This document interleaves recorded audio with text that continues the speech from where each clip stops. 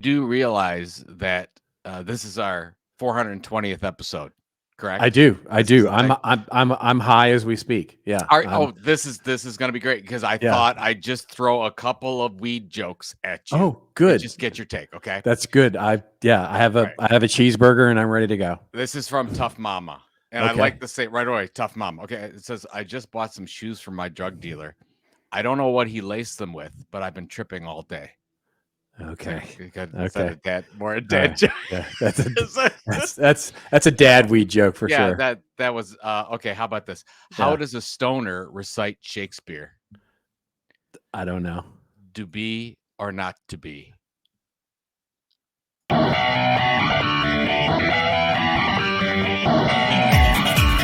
Just remember, everybody has your story to tell. Tell it well. Of this old marketing. And now, for your listening pleasure, here's Pulizzi and Rose, covering the week of media, marketing, and digital content news. This old marketing. Take it away, boys.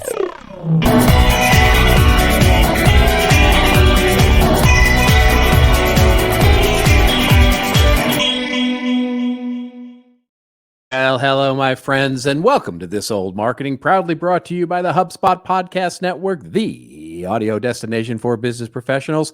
And I'm Robert Rose, and welcome to episode number 420. That's right, smoke them if you got them. Episode number 420 for Friday, March 22nd, 2024. And with me, as always, as he always is my pal, my colleague, and a guy, probably the happiest guy, and that's opening day is coming next week for Major League Baseball, Mr. Joe Pulizzi. I'm very excited about opening day. I can imagine you would I be. really, this is the first year I actually went to like real spring training. With, I talked about it with my son, did that whole thing.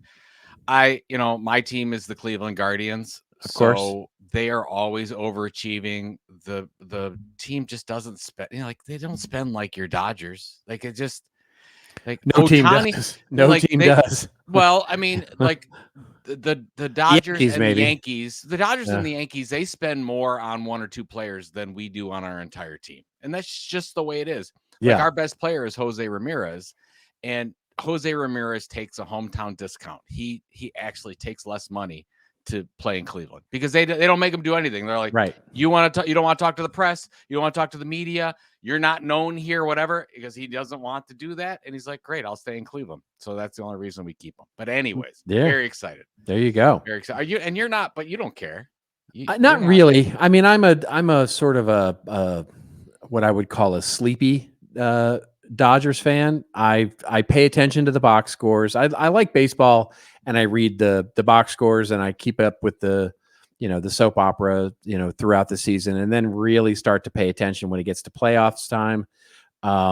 That's kind of it, right? I'm generally not that big a baseball fan, but when I am, I mean, look, I'm a Dodgers fan because I've been here, oh gosh, almost my entire life. Like growing like moss on you. Yeah, and I watched the game. What got me to be a Dodgers fan was when I first moved here. I think it was the first or second year I lived here, was the famous when Kirk Gibson sort of hit the home run off of Dennis Eckersley. Exactly. Yeah. And limped around limped around the bases. And it was, it was just sort of one for the history books. And so I became sort of a Dodgers fan after that. Okay. So tell me this. I know you're not a big baseball fan, but I'm sure you've completed many brackets for March Madness, right? I've completed exactly 0 brackets for March Madness. Yes. It's not that I don't want to, I just haven't done it yet. Look, if there's one thing I know less than baseball, it's college basketball. That's for sure. Well, I know nothing about, and I really like watching college basketball. I just don't know anything about it. You know what? So here's, I want to talk about something that's somewhat serious. Now, a few weeks ago, I didn't know who Caitlin Clark was. And now a day doesn't go by where I don't see something. It's like when you buy a mattress and then all you see is mattress commercials. Well, I've learned who Caitlin Clark is. Why mattresses? I don't know, because it was just President's Day. All right. And that's mattress holiday. Oh, I see. Yes, indeed. Anyways, so I like to fill out the brackets, and I fill out many, and so I got the emails from a lot of different people, bracket. All men's NCAA March Madness brackets. Yep. And my astute wife just asked in passing, why isn't anyone doing women's brackets? Now, this is a thing. I know it happens, but I don't like on my Facebook feed or in other socials or whatever. You just don't hear a lot of people talking about the women's bracket, except maybe for I hope Caitlin Clark makes it. Now, it's a big deal here because Cleveland has the Final Four, NCAA women's Final Four, and I'll talk a little bit about that later. Yeah. So we're very like, if Caitlin Clark makes the Final Four, I want to see her. I want to see her in person. I mean, I don't want to like go out on a date with her. I like, want to go to you want to witness. I want to witness the greatness that is the excellence that is Caitlin Clark. That's right. But anyways, don't you think that's odd? I don't think it's necessarily good, but I don't necessarily think it's that odd. I guess it's really to be expected. I mean, until you start having, it is what it is at this point in history. I know you don't have to go. We know why. I would like to see it elevated more. I would absolutely like to see it elevated more because I've probably watched more women's basketball this year than I've watched in all the other years combined. And so I've become a little bit of a fan. But, again, I don't know much about men's college basketball either. So it's, I'm a little in the dark, but I like the thing I like about college basketball in general, men or women, is that it's a bit of a slower game and you can actually see the plays develop and you can actually see the strategies being performed. As opposed to professional basketball, to me, always just looks like they're running up and down the field and shooting, right? I mean, kind of like the All-Star game this year. There was it's a little bit like that, right? 180 or something like that. Anyways, I'm excited about the women's Final Four more than the men's Final Four, and I almost I wanted to put together a bracket. I don't put together brackets. I'm just part of them. Here's the thing. Did you?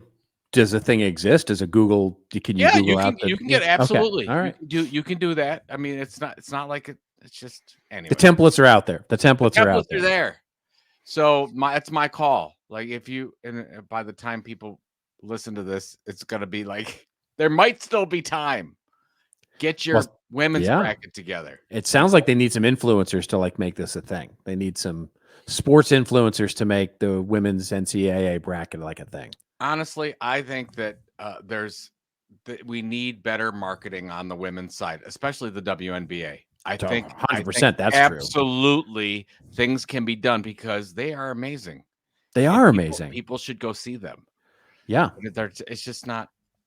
It's not there yet. It's almost like, it's a little bit similar with soccer too. Like I can see it in the future. Like soccer here in the United States is going to be the biggest sport in 35 or 40 years. But you always think it's good. You're just biased because you like your like American football. Yeah.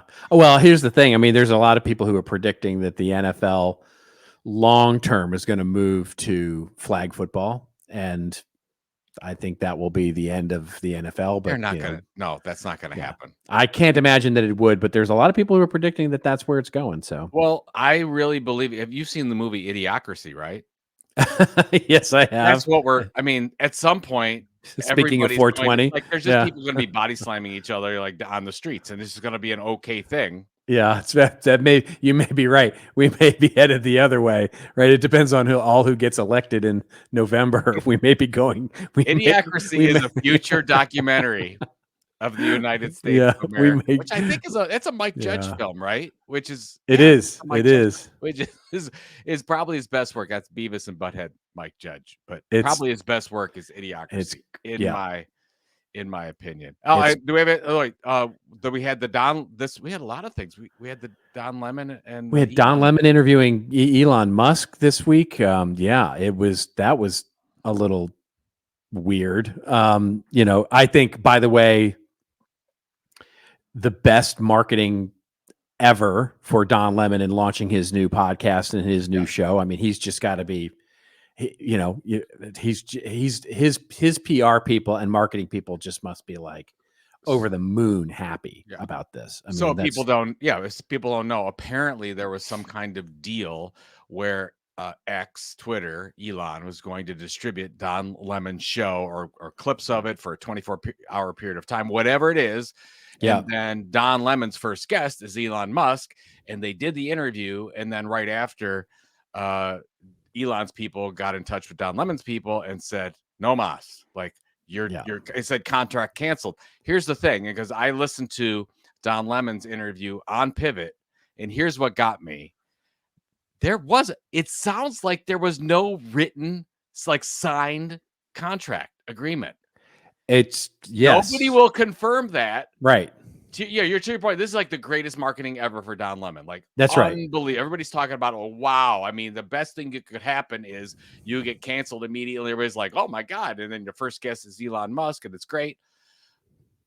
But I didn't hear any. I think even Don Lemon's like, oh, I don't know. I think maybe people. I think you're onto something there. I mean, what I heard when I heard him being interviewed, and I've sort of watched from the sidelines, I thought, there's a better than zero chance that this was all manufactured.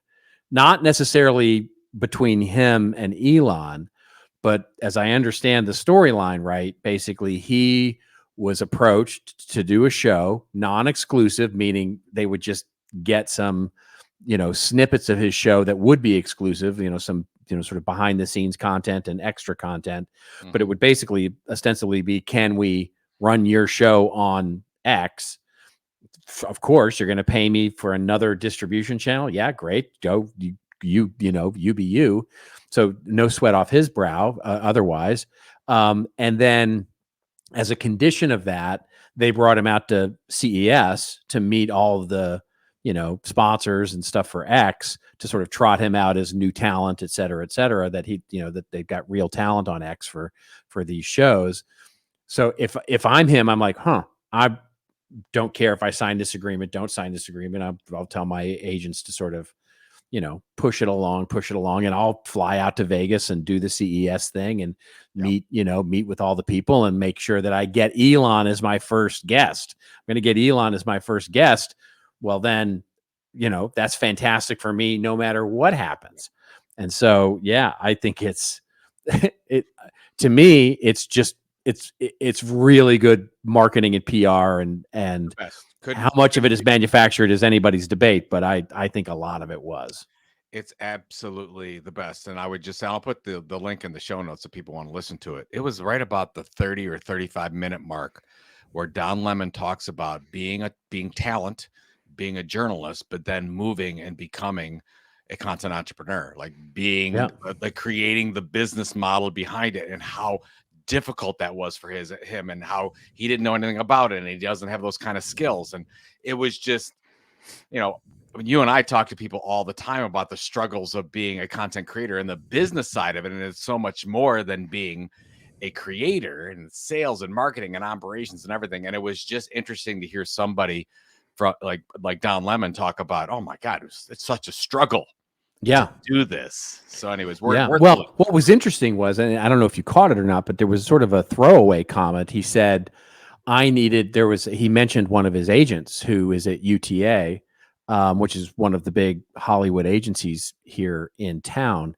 And he basically said, sort of, as almost a throwaway line, that agent was who taught him how to do this, right? How to set up a business and be a content entrepreneur, and mentioned that this agent has done this for others as well, other reporters and whatnot. And so there's a whole burgeoning industry happening at that sort of, I don't know, call them A-list, B-list, these sort of, journalists that are really, many of them are moving to become content entrepreneurs that are doing ostensibly what Tilt is doing, right? Which is, Tilt is doing it more on the sort of entrepreneurial business side, and they're doing it more from the journalist, sort of media side, sort of helping these people understand what it means to be a content entrepreneur. It just seems like, somebody asked me the other day, like, how fast of a business growth area is creating your own little mini media business, becoming a full-time content creator. I don't have numbers on it. Nobody can just figure out worldwide like how fast, but I would say it's the fastest growing business on the planet. It is the easiest business to start, and it is one of the hard. It's just like any other business, and we'll talk a little bit about it later. It is incredibly difficult to do because our media companies are crumbling around us. You have all this amazing talent, journalists, authors that are saying we can't rely on our formal, our institutions, our media structures anymore, so we have to do it ourselves. Yeah, and so I love to see that. But it's very difficult to do it. Everybody, it is. Well, and it's, and what is becoming increasingly clear, and I'll talk about this when I talk a little bit about TikTok and the potential ban toward the end of the show, is how quickly many of those quote unquote small content entrepreneurs suddenly feel entitled that they can't have it taken away from them. Right? It's mine. It's you owe me. Right. So that's the thing. Actually, I know we have a show to do. I guess we're sort of doing it already. It amazes me how people that are on certain platforms for a long time and they build their audience think that, hey, that's mine. That's of course they do. Stuff. Right. And I get it, right? It's like you put a lot of effort into it. You spend years and years and you're uploading videos or whatever you're doing. You have these followers. But man, I mean, you and I have been talking about this so long. I'm just used to the fact that I get up in the morning, just like, oh, good, I still have my social channels. Yeah. But I always plan for, they're not going to be there tomorrow, or they're going to kick me off, or the algorithm's going to be horrible and I can't get any traction anymore. I just think we're headed that direction with most of the platforms. 100%. Yep. But yeah, I'm interested to hear your take. So what else do we got going on? Yeah, we've got a big show. We're going to talk a little bit about, in our big story segment, about how Apple and Google are discussing a deal to partner up for AI. All of you who thought maybe Apple would come out with their own AI, well, looks like Google is going to be the way that they want to go through this. We'll talk about some of the implications and ramifications of those kinds of things. We'll talk about the fact, that Sports Illustrated, we talked about Sports Illustrated as a brand that was under duress, and then it was sold, and then it was unsold, and basically a last minute beckoning by another company has saved Sports Illustrated for the moment. We'll talk a little bit about some of the content entrepreneurial aspects of that.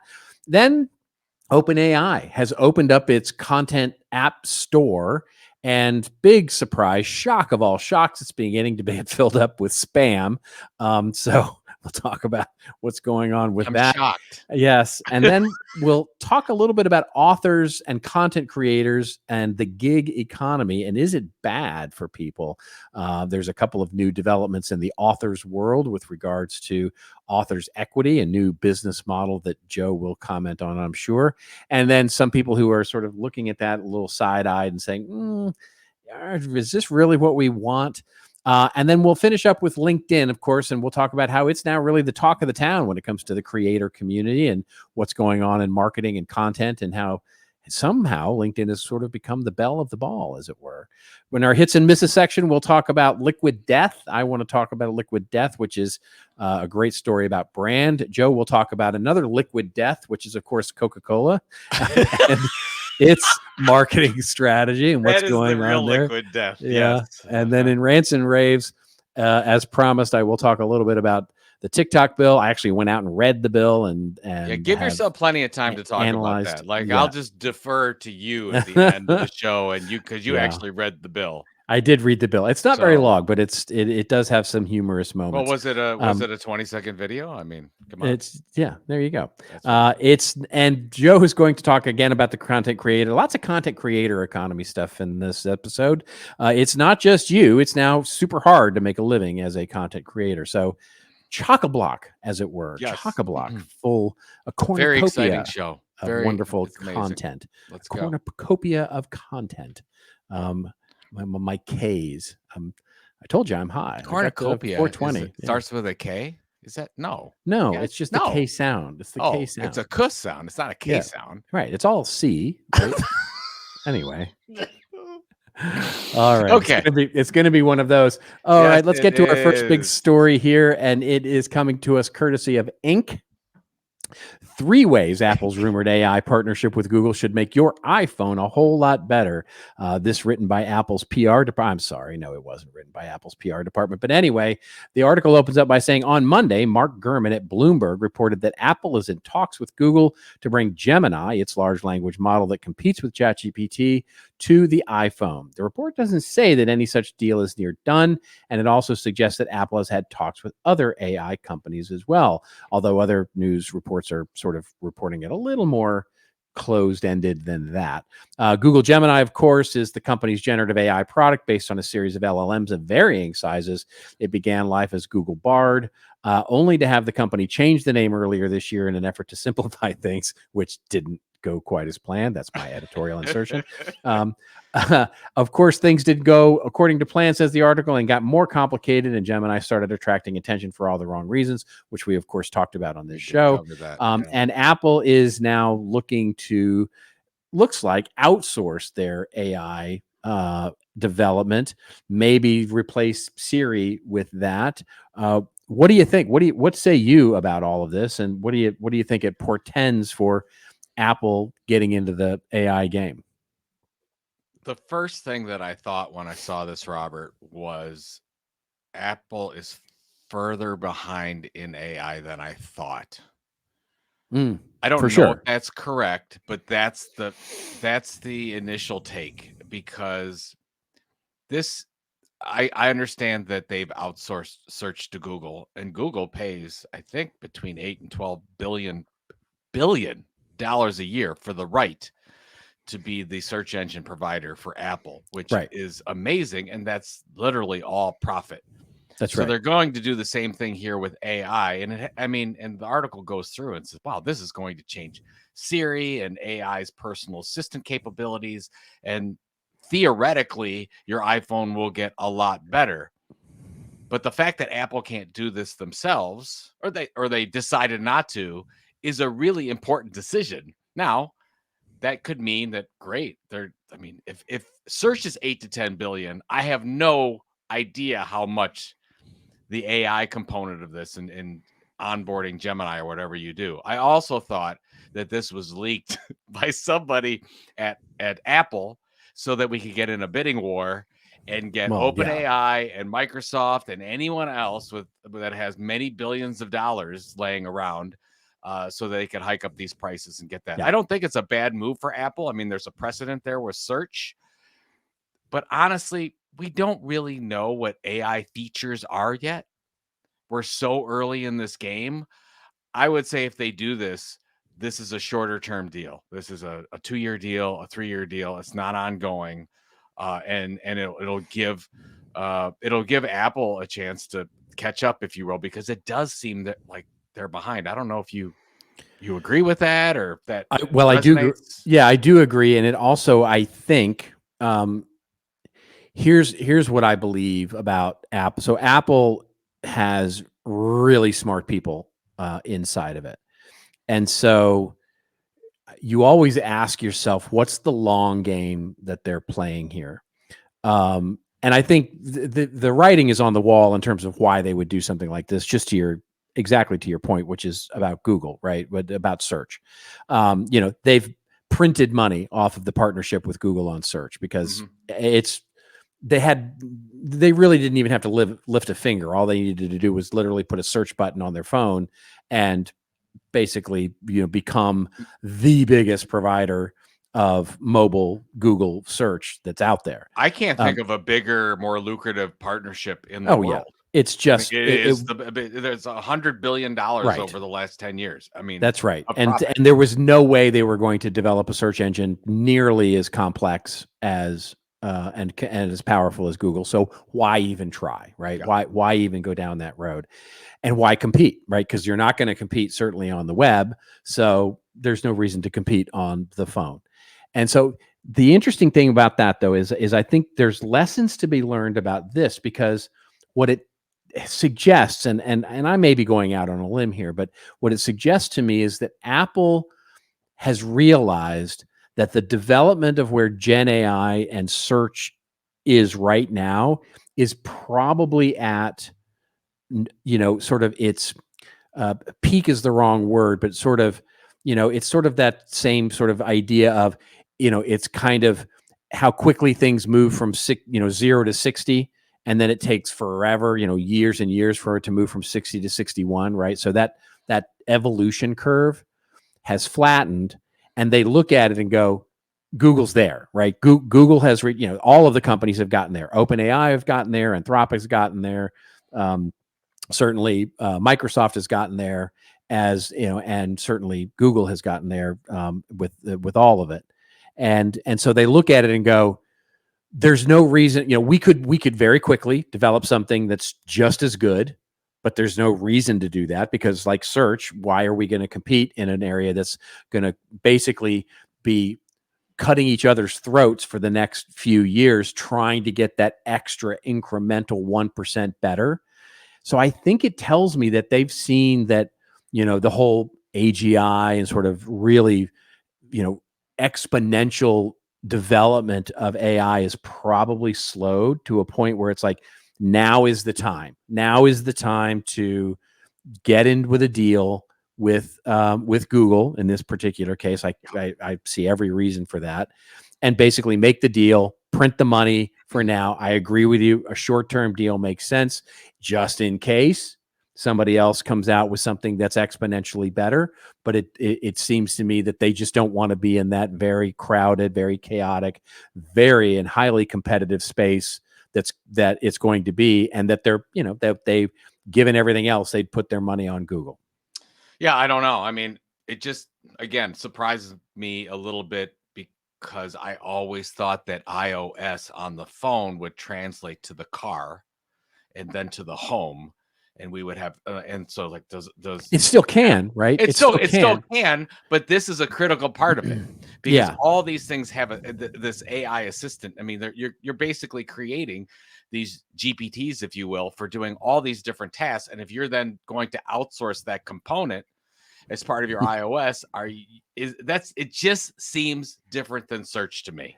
Well, it is, where Apple was not playing and didn't want to play. I think well, you've got a great point which is, the Apple has really prided itself over the last few years of being, really focused on consumer privacy, right? So really closing down their ecosystem to where your data goes.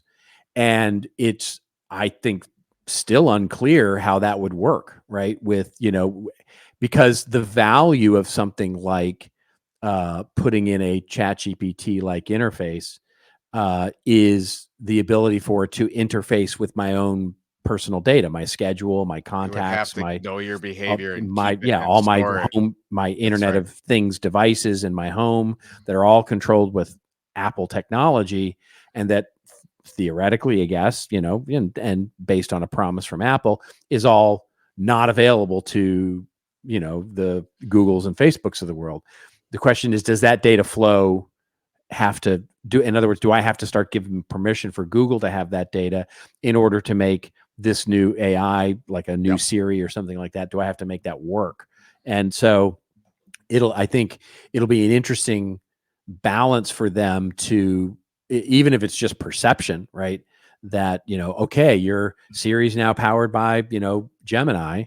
And so, okay, well, where's my data going, right? Is it going to Google servers? Does Google have access to it? Can they target ads against me with that? Are you going to target ads with me to that? So there's a lot of questions that would still be out there. And that's the stuff that'll have to get figured out. I'll make a football analogy for you. That this is what I think is happening. They're not really, Apple was not really sure what they want to do with AI yet. They're in it, right? They're investing in it. So it's like they had a first-round draft pick in the NFL, and they decided to trade it away for this year.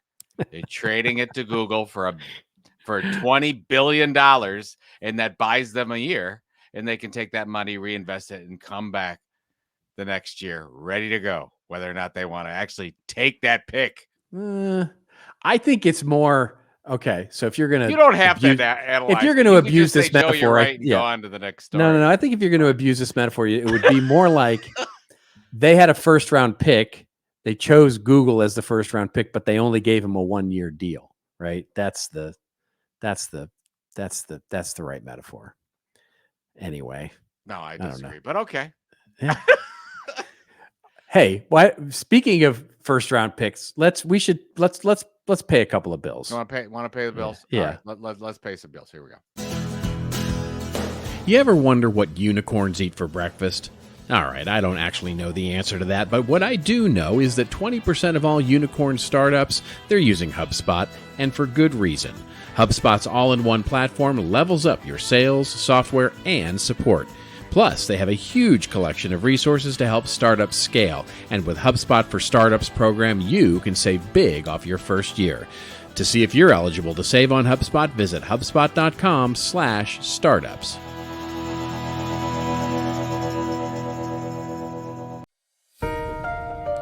Want a cool new podcast for your commute? Well, let me give you a nudge. Yeah, that's right, Nudge. Nudge is hosted by Phil Agnew and focuses on how the smallest changes can have the biggest impact.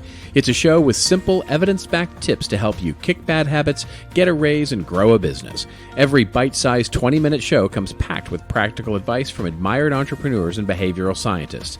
Nudge is fast-paced, but still insightful with real-world examples that you can apply. Oh, and it's also the UK's fastest growing business podcast. Here's your nudge to get Nudge wherever you follow your favorite podcasts.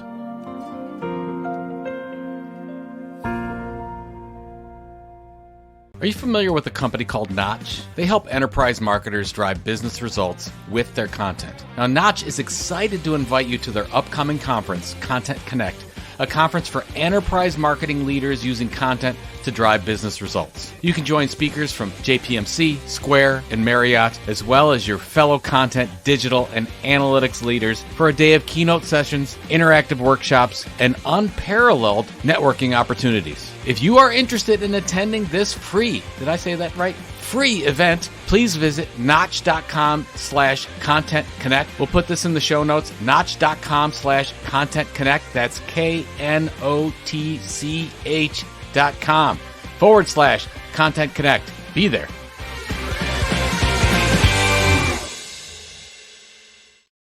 It was, this show is brought to you by the K sound.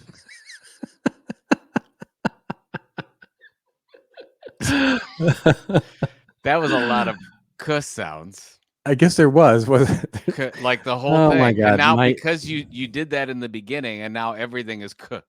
Everything's like cooks in the kitchen. Too many. Okay. Ken is coming to kill me. Sorry, that's a fish called Wanda. That's a reference from Fish Called Wanda. That's yeah. Tell me you're old without telling me you're old. Okay. Fish called Wanda. Yeah. Reference. Yeah. Exactly. All right. Yeah. All right. We got a good story here. OpenAI has created their Chatbot store, and big shock, filling up with spam, says TechCrunch. This is where this article is coming from. And basically the article opens up by saying, when OpenAI CEO Sam Altman announced GPTs, custom chatbots powered by OpenAI's generative AI models, on stage at the company's first ever developer conference in November, he described them as a way to accomplish all sorts of tasks, generically and without saying anything. Sorry, that's my insertion there. From programming to learning about esoteric scientific subjects to getting workout pointers. Because GPTs combined instructions, expanded knowledge, and actions, they can be more helpful to you, Altman said. You can build a chat GPT for almost anything. He wasn't kidding about that anything part. TechCrunch found that the GPT store, OpenAI's official marketplace for GPT, is flooded with bizarre, potentially copyright infringing GPTs that imply a light touch where it concerns OpenAI's moderation efforts. A cursory search pulls up GPTs that support to generate art in the style of Disney and Marvel properties, but serve as little more than funnels to third-party paid services and advertise themselves as being able to bypass AI content detection tools such as Turnitin and copy leaks. Basically, no moderation has been found from the reporter who is here, and it says it doesn't require any coding experience, and basically it's just all sorts of problematic issues with copyright, et cetera, et cetera. Yes. Yeah, I mean, here I'll give you my quick take. I have not seen this, browse this, store since I spent a weekend and created two GPTs that I talked about on the show, actually. Two GPTs, one which was supposed to be semi-useful, which I uploaded all the contents of my books and my blog, and basically made it sort of a content marketing FAQ thing where you could sort of ask me what I think about content marketing, and it would basically use my, sort of my repository of blog posts plus my books as a means of answering that. It was fine. It's generally fine. I mean, it could say something about the depth of my knowledge. Yeah, is that because of the content? Exactly. I mean, let's yeah. I mean, but yeah, there's lots of ways to get into that. Yeah, you got yourself. The second, which was a little more fun, was I did a translation to Klingon, where you could actually, translate your posts into the Klingon language. That seems useful. That's exactly. I mean, you're trying to learn to speak Klingon. You need sort of that, interactive chatbot to help you sharpen up your Klingon. Yeah. So it always seemed to me that these were pretty commoditized from the very get-go, like without being able to access really interesting data and without being able to do like take actual actions and do like if-then statements, then it was always going to be pretty limited to basically just a branded version of, a white labeled version of ChatGPT that wasn't going to provide you with much more insight. But this feels like they're literally, I mean, it's I'm shocked that this happened. It's like, surprising absolutely no one. This is what we've come to now is a store full of spam. And I can't imagine how they fix it. I really don't. Well, I mean, the key to any media company, social media company, as we know, is moderation. Yeah. And if you look at what Reddit this week is going public, the Reddit is Reddit because of their power moderators. Yeah. Whatever, they got like 61,000 or something, some insane number that don't get paid, by the way, and do this and make Reddit what it is. And actually, Reddit has come out and said that they are the only true social media stock, or they will be the only true. And actually, there might be something to that instead of just getting fed media. But doesn't this remind you of the early days of Apple Marketplace, where it was just there weren't many restrictions, or what? Well, there weren't many restrictions, but what restrictions were there kept it pretty safe. Right. In other words, Apple it was never a greenfield environment where anybody could just go in. I thought that you were able to, in the initial days, you were able to get some more things by, and then they just locked it down. But that was just because nobody knew what the hell they were doing. Right. So there were some things that they would discover later, like, that's not, like there were things early in the App Store where, for example, the early days of microtransactions, right? In other words, where you would buy, you could upload an app and then include e-commerce functionality that you could buy extra levels, or you could buy extra things, or whatever you wanted to do. And in the early days, Apple didn't lock that down, and so when they did, there was of course a big uproar over that, and still is in many verticals, but they didn't have that locked down yet because they didn't have really the capability to facilitate those transactions and facilitate a fee off of those transactions. And so they were catching up with technology as much as anybody, and that was those kinds of things are always inevitable to happen. But from a content perspective, it was always relatively well curated, right? It was Apple brand, right? So you weren't, and today it's very tightly curated. Very tight. Right? I'm just going to throw this out. So this is OpenAI, right? Wouldn't there be an AI moderation solution there that would be rather easy for them to create, at least at a cursory level, right? Isn't this maybe? Aren't they like the leading AI company in the world? Organization. So why don't they just take care? Maybe they just don't care at this point. Maybe it's not that I think, I mean, to me, it feels like they don't, this is an experiment for them. So they're just seeing it's more of a, what it reminded me of at the time when they launched it. Remember that thing we used to talk about all the time with Lego, where they had, it's a great program, by the way, an amazing program, where they created a site where you could go pitch your own product, right? A product that you would buy, right? So they would say, you could go on there and say, I want, a Lego set that does the Death Star from Star Wars, or whatever, whatever it is you wanted to see as a product. And if enough people voted on it, and they would build it, they would actually build it. And it's a genius thing, right? Basically build in demand before it even exists from your consumers, and then boom, manufacture the thing. Like content marketing, actually. Yeah, exactly. Yeah. Okay. So this reminded me a little bit of that, right? So see what really took off, open it up for people to develop stuff, and let the creativity of the internet and crowd, sort of take over, see if what floats to the top, and then go great and snap up the sort of cream of the crop, and then close the whole thing down, right? So it still could be that, right? It could still very much be that, like they could see the performance of the things that actually are working, and then and then, by the way, just as valuable is to see the things that are absolutely not working, to give them insight in terms of the kinds of products that they should be developing, or verticals that they want to go after, and do it that way, and purposely limit the functionality because of that, right? In other words, you've got to be super creative with the way that you do things.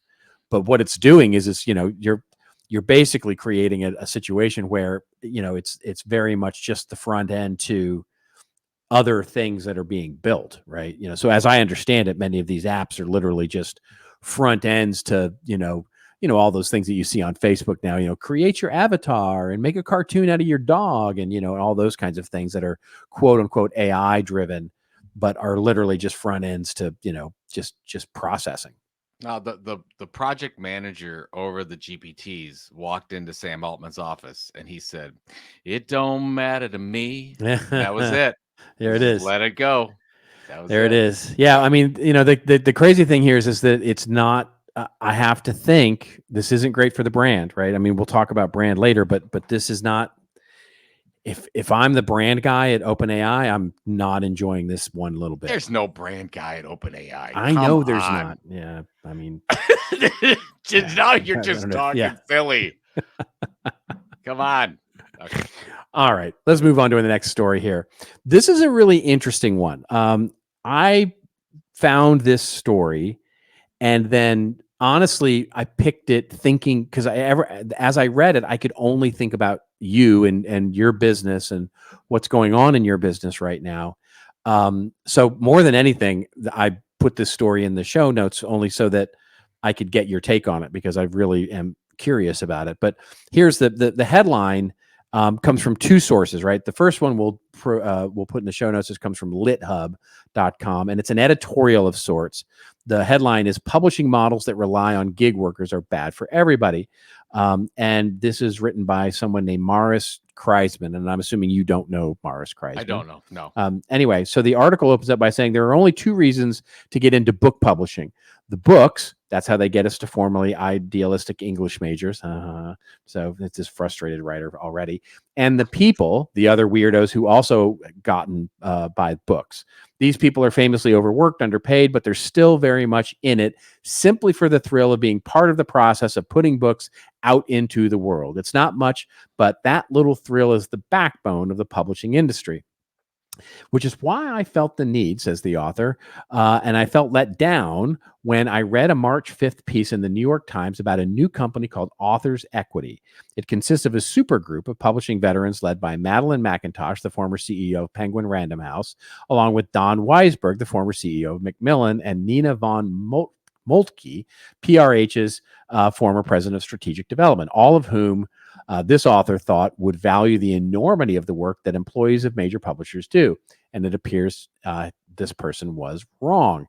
That then basically said, all right, well, I'm like, okay, what is that? I'd never heard of this Authors Equity thing. So the other that we'll put in the show notes is an article from the New York Times that talks about this new idea, which apparently is going to offer authors the lion's share of the profit, which is a new book publisher with an unusual business model, small footprint, and an outsized pedigree that includes some of the biggest names in publishing. The executives behind the publisher, Authors Equity, have run some of the biggest publishing companies. The new house is small, just 6 employees, but its founders hope that their experience and approach to publishing will attract writers. Contrary to the usual practice, Authors Equity won't offer authors money up front or guarantee them a payment, but will give them the lion's share of any profit that is made, according to Ms. McIntosh. It's a different kind of business model than the traditional book publishing model. Anyway, the article goes on in the New York Times to talk about how they would offer authors a share of the profits. They would pay them monthly instead of advances. They can do that over years.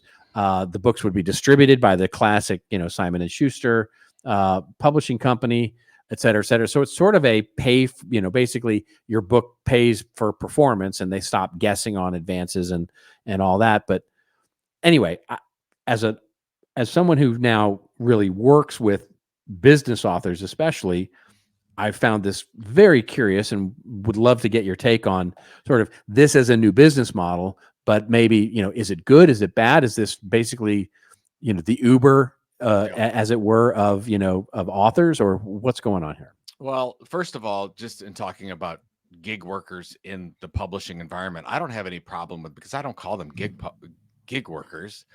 They are contractors who own their own businesses. Right. It's just a different way. I just look at it a different way, where, at CMI for years, we worked with wonderful, amazing, talented people that had many different clients, and CMI was one of them. And that was fantastic. Now I like my answer. My quick answer is, I don't know what to make of this yet, Robert, but I have some takes. So Authors Equity, I think Tim Ferriss and James Clear are investors in this. They're trying to come up with a different model than you talked about. So hats off to them to try to figure out how do we fix this broken system. The problem is, I think they're just trying to look a different direction, but they're still living in this environment where 0.1% of these books, they're like major Hollywood films. You get 0.1% that get made. Right. And they're big blitzes, and they make everybody money. And then you've got movie rights and all these things. And then you've got the 99.9% of small books that are amazing, that are, that creators and authors then distribute to their fans. And it's wonderful. And some of it is done directly, and most of it is done through Amazon, Barnes and Noble, and all that other stuff. I mean, I talked a little bit about this last episode with Kara Swisher's book. I guess what I want them to see, and maybe they don't see it, is the inevitable. Isn't it better that authors take control of the selling of their wonderful books and just sell directly and get these publishers out of the process? I understand, by the way, there's a role for publishers. There's a role for agents with these big projects that are like major motion pictures. Yeah. But in every other case, it by bringing in all these different pieces, that's not going to be profitable today. And if we are to have to leverage selling everything through, if it's selling of the Simon Schuster, the publisher has to do it, or Amazon has to sell it, or Kobo has to sell it, or Barnes and Noble, whatever, they have to sell it. Everybody's getting a cut.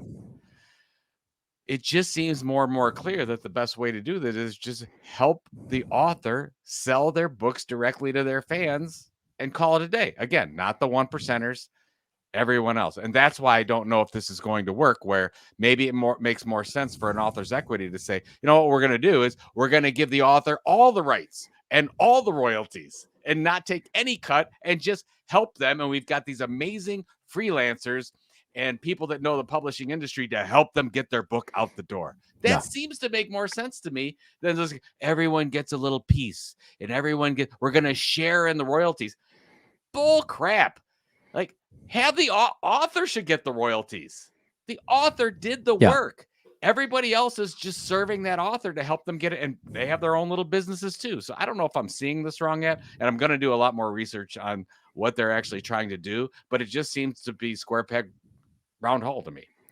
I agree. The thing that stuck out to me was, what this authors equity company is basically pitching is, YouTube for print books. You know what I mean? It's basically you're a content creator. You can get a book done and you put it on their platform. And if you do great and you get a big audience and people read a ton of your books, then you get a revenue share. And if you don't, you don't. So there's no cost to them.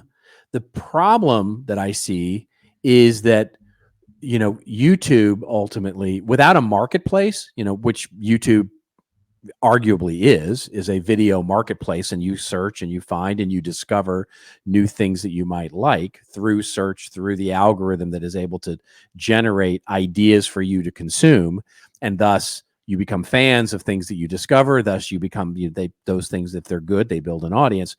Without that sort of central marketplace of print books, which I didn't see anywhere in the copy that they would have, it literally just becomes, it's just a different payment model, right? There's no innovation that's happening in the market space here. It's just we're our new business model is we don't give authors advances. I mean, that's it, right? Basically, good for them.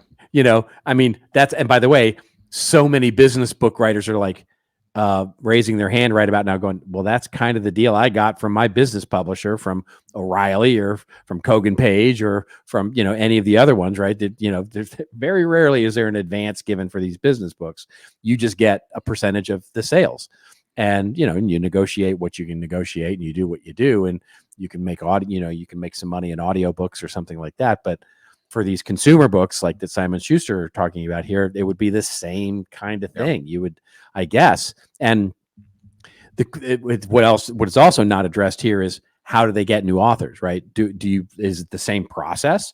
Like you literally submit your manuscript and you hope to get an editor that really loves you and wants to champion you, or do they take everybody? They take anybody. Basically, they'll take anybody, and you're, very much like YouTube, you just sign up for an account, submit your book, and start selling. And then they do it print on demand, which is not terribly different from what you're doing with Lulu, but it is different in the sense that you're there, like you say, it's there as a service to the author, not just a different kind of payment model. And that's what we came to, like when we were looking, okay, we're going to create Tilt Publishing. We're going to create an imprint for nonfiction authors to help them get their books out. We looked at, okay, are we doing royalties? And it immediately became clear, no. Yeah, we're not doing royalties because we are not going to take any of that value away from the author. Let's just help them get the best book out they can possibly get them set up so they can sell directly to their fans and call it a day. Yeah. It's a different business model, mind you. It is not, and by the way, you and I are both McGraw-Hill authors. Yeah.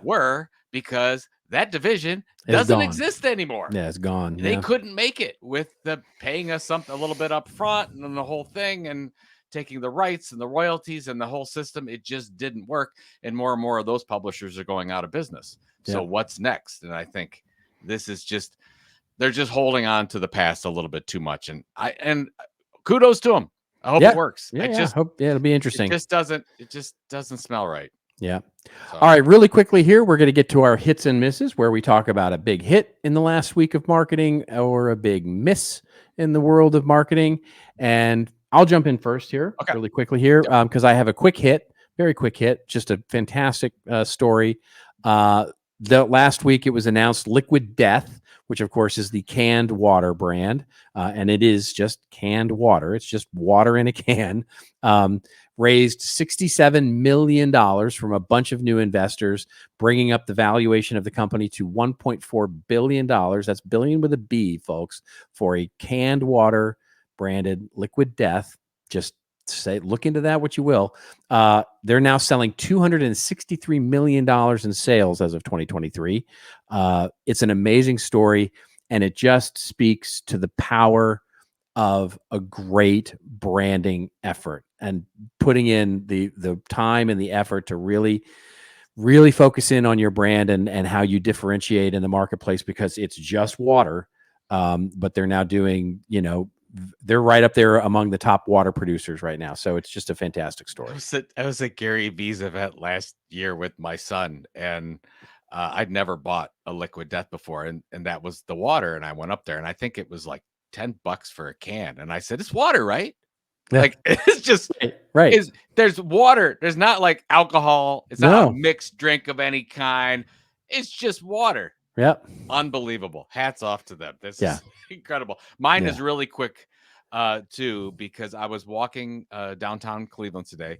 I actually had jury duty today, so I'm walking back and forth from my parking garage, and there's women's Final Four stuff everywhere, which is incredible. And Coca-Cola literally is everywhere you turn, every little banner. They've got a makeshift women's bracket in the middle of public square with Coca-Cola on it. I mean, they went all out activating this.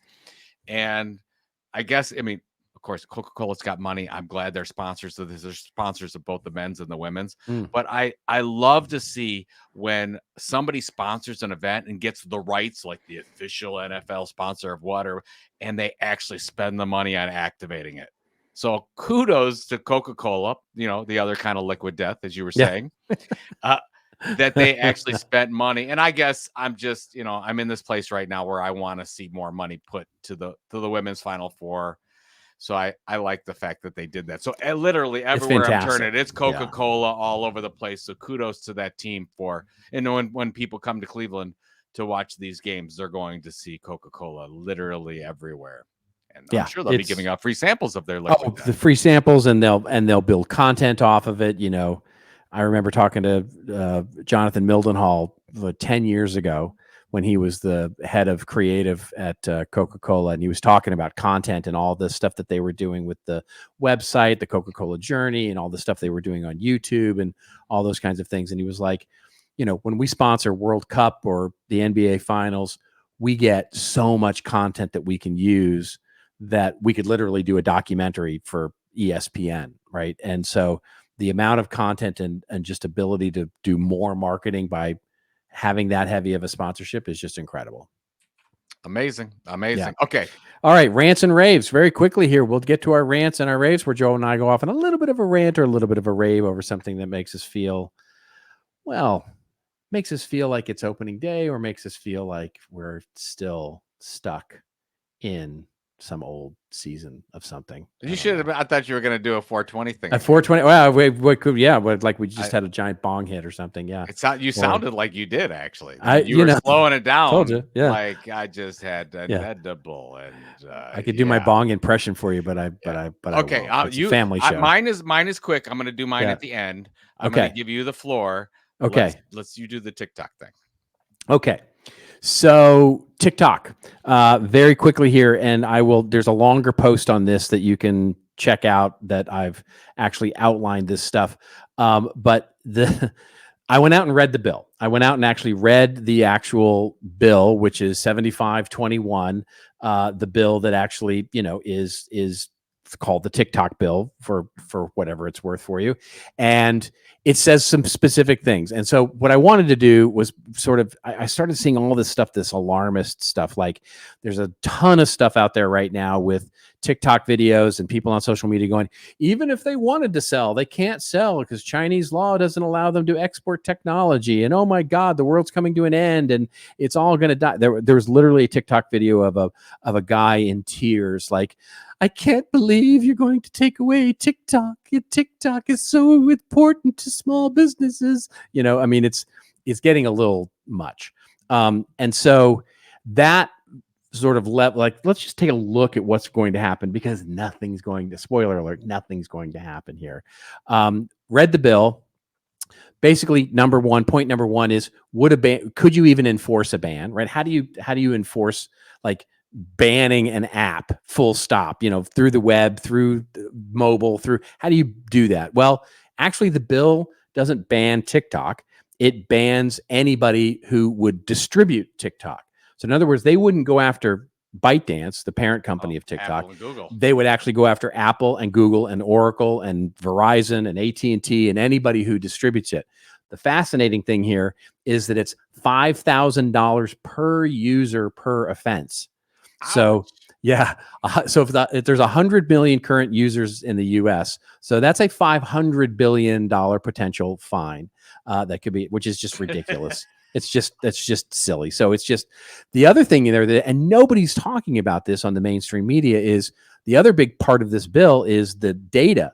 So they say, regardless of what happens, if TikTok sells itself or doesn't sell itself, ByteDance or whoever owns it has to give users access to an export of every single bit of data they have about them. The username, the images, the text, the videos, anything they've uploaded, anything they've gotten, they have to be able to access with that. And the penalty for that is $500 per user.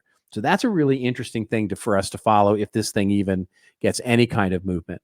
Who would buy it? The fascinating thing to me is the bill doesn't actually, there's Steve Mnuchin is maybe going to put together investors to buy. People have said Microsoft might buy it, Google might buy it, Apple might buy it. But the actual thing doesn't specify. It only specifies that it can't be controlled by one of the 5, uncool sort of foreign adversary countries, which is China, and that includes Hong Kong, Cuba, Iran, North Korea, and Russia. So, my vote is that Ryan Reynolds, our beloved, dreamy, wonderful marketer, he can come in from Canada and buy TikTok. That's what I'm voting for. I'm going to have Ryan Reynolds come in and buy TikTok. I'm looking for you, Ryan, out there to actually get TikTok bought. Anyway, at it. Yeah. They have time. That's the other thing that's in there. It's 6 months. So even if it banned tomorrow, they would have 6 months to find a buyer before it would actually be banned. And even if it's not found a buyer within 6 months, they can come back anytime. In other words, so Ryan Reynolds could come back after 12 months and go, I'm going to buy TikTok, and then all would be well again. So they've got plenty of time to let this play out. And then it's fascinating.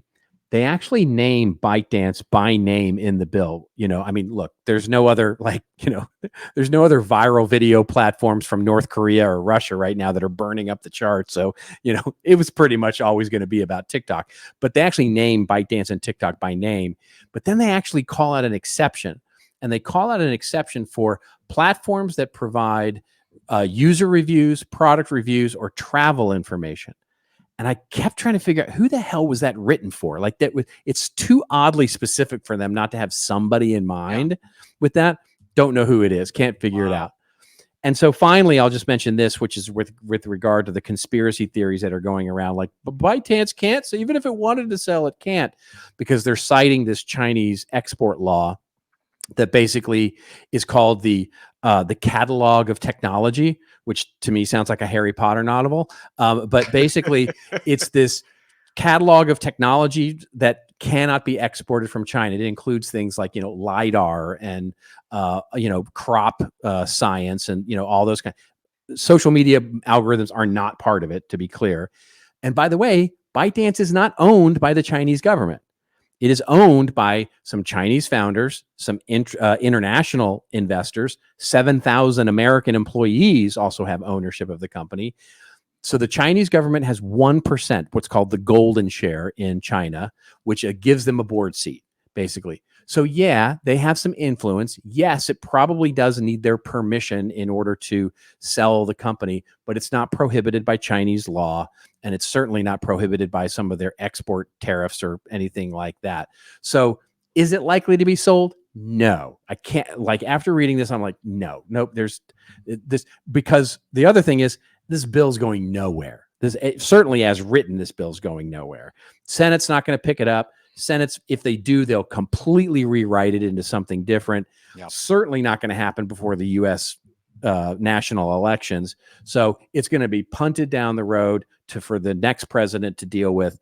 And I would doubt that. I would forecast some sort of deal happening where they, make it even more stringent with Oracle, or do something with their Texas project or whatever it is.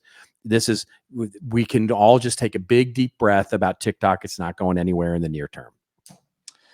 Yeah, I think there's probably some regulation that's going to happen, but it won't be banned. And the other thing that's just interesting with this is that if Mr. Trump becomes president again, he was the one that really got out on this when he was in office about banning TikTok. Yeah, and now he's switched. Oh yeah, of course. He's okay with it now because he hates Zuckerberg more, and one of his big contributors is also a part owner of ByteDance. So kind of weird. Kind of weird. I'm not saying anything. It's just weird. It's just a thing. It's just weird. It's just odd. We're just asking questions. We're just asking questions. Thank you for your service, Mr. Rose. Oh, thank you. No, it was fun. It was actually necessary. Yeah, it was actually fun. You and 3 other people read that. Ryan Reynolds. Ryan Reynolds. That would be. Oh, right now, not Steve Mnuchin. Ryan Reynolds could put a group of investors. Canadian group. I think I want to see them put together a Canadian really nice apologetic group of. Yes, investors. Exactly. With all sorts of Canadian companies being, and it becomes TikTok, eh? Oh, you were waiting for that. You were waiting for that. I was. I'll give that to you. That's pretty good. Yeah. Oh, okay. So mine very quickly. I put this on the screen here. I'm gonna link this in the show notes. This is a really great, thoughtful article on LinkedIn from Alexis Grant. Alexis is actually speaking at CEX, going to be interviewing Justin Welsh, but her article is called "It's Not Just You, It's Harder Now to Make a Living as a Creator." She put some real thought into this. I don't want to break the whole thing down, but I did give a response to this in LinkedIn, and I'm going to read the response because I think it'll be indicative of what she was getting at. So basically, I say, first, Alexis, to your point, it takes a long time to become a success as a content entrepreneur. Our research at Tilt shows it takes about 18 months to start making money, but I truly believe that number is 3 to 4 years. And guess what? That's pretty much just like any other small business. Second, I know hundreds of creators personally who are doing exactly what you say. They are selling the idea of content creation. I do this as well. While Justin Welsh and Jay Klaus types have broken through, most won't. And how many people do you need selling online the same stuff? Thousands of people are selling the same stuff the same way. Not everyone's going to break through and build an audience. It's just not going to happen. And then my point is, I would like to see more content entrepreneurs figure out possibility of older B2B areas like niches in manufacturing or operations of the business of food or engineering or something like this. But really what she focuses on, which I think she's right, Alexis talks about it's not just the content creation. It's not just the building the audience. The most important thing is, can you market and sell it? That is the key, like the key missing. And I wanted to get your take on this, Robert. I think she's right, because we see so many people out there that have built audiences that can't survive. It's the selling and the marketing and the packaging of that makes it work. Well, that's what always makes it work. Right? I mean, Liquid Death is the perfect example of that, right? It's the same with any product, right? It's all about how, it doesn't matter how good the product is.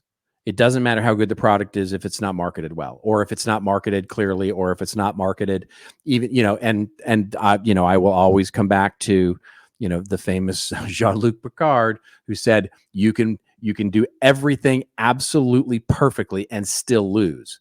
And so there is absolutely a timing here and luck in terms of success that play into this, that not the best product will always win. And so all you can do is continue to try and differentiate and continue to try and pierce the noise.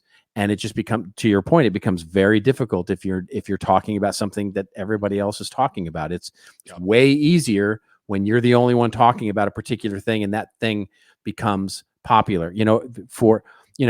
People forget that Paul Reitzer and Marketing AI Institute existed for 2 years before it became like a hit, a huge thing, right? Well, it started on it, I think, back in 2014. Yeah. So 10 years ago was really on the cutting edge of figuring this stuff out. And so it's sort of like 10-year overnight success, right? Where you've got to, there is a bit of everything involved in sort of becoming breakout. And the question is more, and I think this gets to everything you teach, which so wonderfully is, it's having the ability to have that perseverance to become success, to become viable, right? To become viable. And then beyond viable, it's mostly luck and context and timing.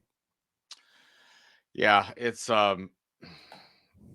if you're not thinking 3 to 4 years, you're just not thinking right. Now, maybe you'll be a 1%er and you can make your money and hit it big inside of a year. I mean, Mr. Beast, it took him 5 years. Yeah. It wasn't making money yet, but 5 years to get to an audience where he could start to monetize it. Yep. And every single one of those people that you've ever heard interviewed, at least everyone I've ever heard interviewed, they all say the same thing. We had no idea what we were doing. We were doing the best we could with an idea that we were passionate about. And there was they weren't following some templated playbook. They weren't sort of, they were consistent. They were certainly using best practices, but they were finding success through, the perseverance and through the persistence and through the consistency and through just being there, showing up every day, like you said, for sometimes years. And that's what got them to success. There was no magic bullet.